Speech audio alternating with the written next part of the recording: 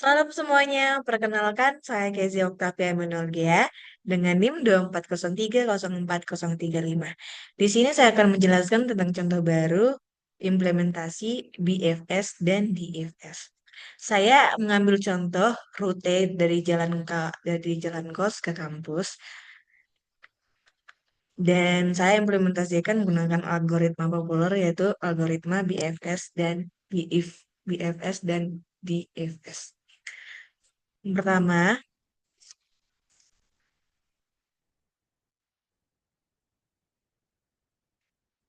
kita masuk ke BFS atau Breadth First Search. BFS ini dikenal dengan prinsip-prinsipnya yang melebar. Dia akan ngecek semua tetangga terdekat dulu sebelum pergi lebih jauh. Nah, di kodenya ini kita menggunakan queue atau antrian. Yang cara kerjanya, siapa yang masuk duluan, dia yang diproses duluan. BFS ini sangat sakti atau sangat ampuh untuk mencari rute terpendek karena dia akan memeriksa selapis demi selapis lokasi di sekitar kita. Nah, selanjutnya di FS ini, di FS ini merupakan tipe yang menyelam. Dia akan menelusuri satu jalan sampai mentok atau sampai ujung, baru kalau buntu dia balik lagi untuk mencari jalan lainnya. Nah, di kodenya ini kita menggunakan stack atau tumpuan, ibaratnya tumpukan piring yang terakhir ditaruh justru yang pertama yang diambil. Makanya di FS lebih sering digunakan untuk menjelajah sampai ujung rute. Nah, kita akan bahas satu persatu kode-kodenya.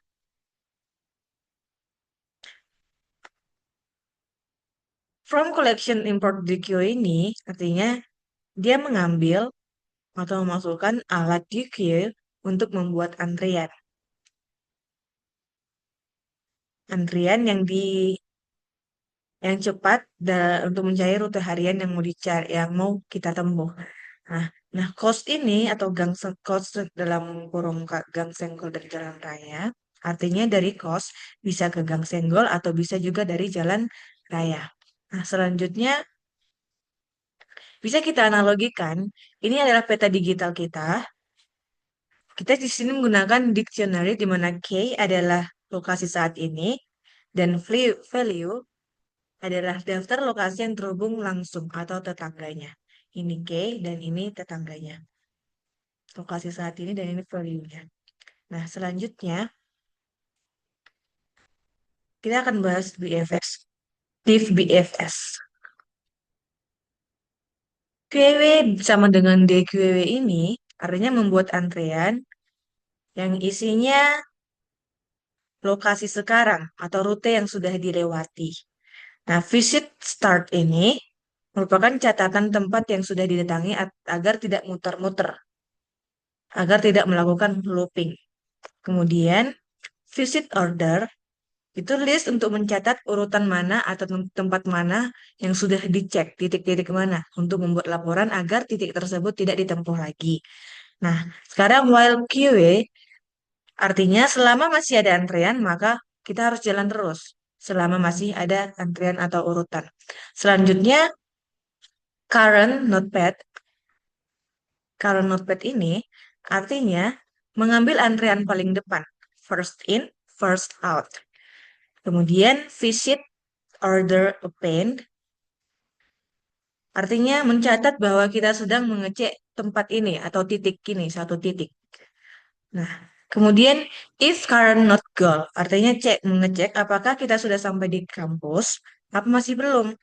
Jika iya, kembalikan lagi urutan pengeceknya dan jalurnya. Itu adalah return visit order.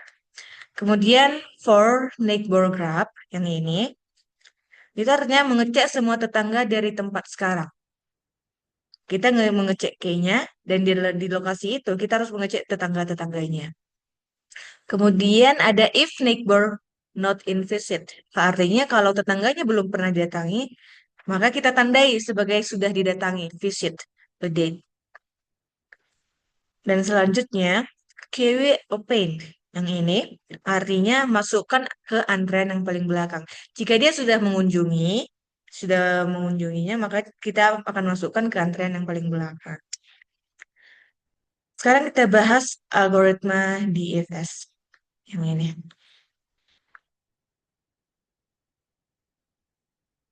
Kita bahas satu persatu. Kode stack start ini membuat tumpukan atau membuat stack yang bedanya dengan BFS dia tidak memakai DQ.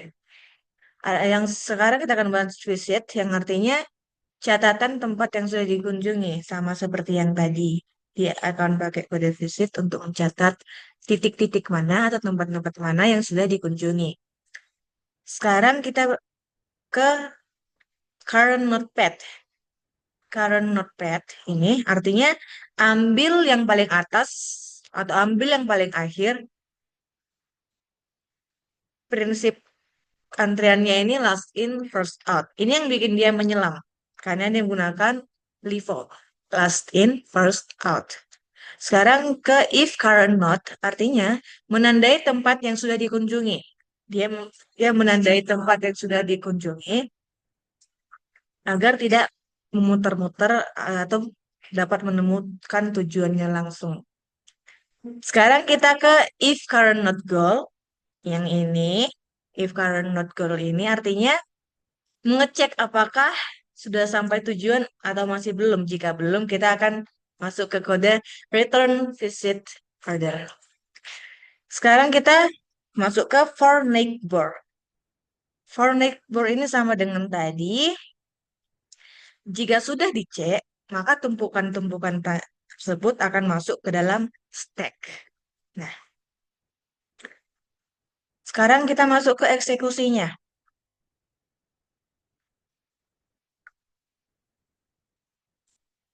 Di sini, BFS fish artinya memanggil fungsi BFS dan menyimpan hasilnya. Oh, yaitu hasilnya itu urutan cek dan jalur terbaik. Kalau di print urutan tempat yang dicek artinya menampilkan semua tempat yang sempat diintip oleh algoritma atau sistem sebelum menemukan jalan menuju ke tujuannya. Contohnya tadi tujuan kita mau ke kampus, dari kos ke kampus. Jadi dia akan menulis nih urutan-urutan apa tempat mana aja yang sudah dicek sebelum menemukan tujuannya. Selanjutnya print jalur yang diambil. Nah, artinya di sini menggabungkan seluruh list jalan menjadi satu kalimat rapi menggunakan panah. Nah, seperti ini, biar dia terarah jalan mana saja, tempat-tempat mana saja, atau titik-titik mana saja yang sudah dilalui untuk menuju ke tujuannya. Nah, sekarang kita akan membahas, tadi di sini ada kode pet plus neighbor yang kayak yang ini, pet neighbor. Ini artinya setiap kali sistem pindah ke tempat baru, dia akan mencatat tadi titik ini sudah tadi titik ini sudah dilewati, maka sekarang ke titik selanjutnya. Itu artinya. Selanjutnya ada grab get. Grab get current node. Yang ini grab get current node yaitu berfungsi jika tiba-tiba ada lokasi yang tidak punya jalan keluar atau titik buntu, maka kode ini tidak akan error atau crash. Jadi dia akan memberikan daftar kosong dan akan melanjutkan mencari jalan yang lain. Selanjutnya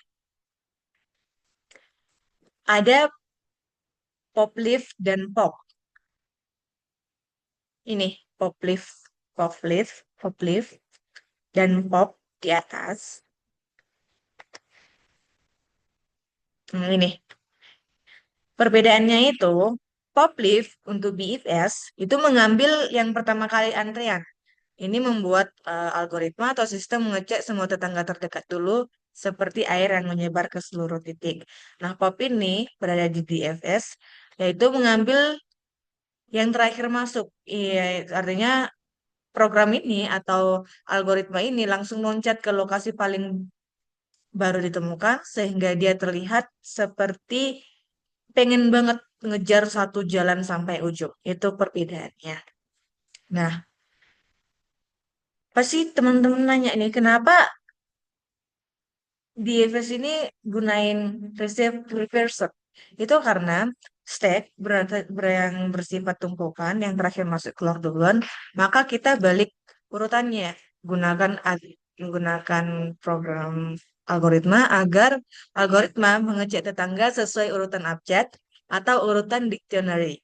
Tanpa ini, DFS akan mengecek dari belakang ke depan. Terima kasih. Sekian presentasi dari saya. Shalom.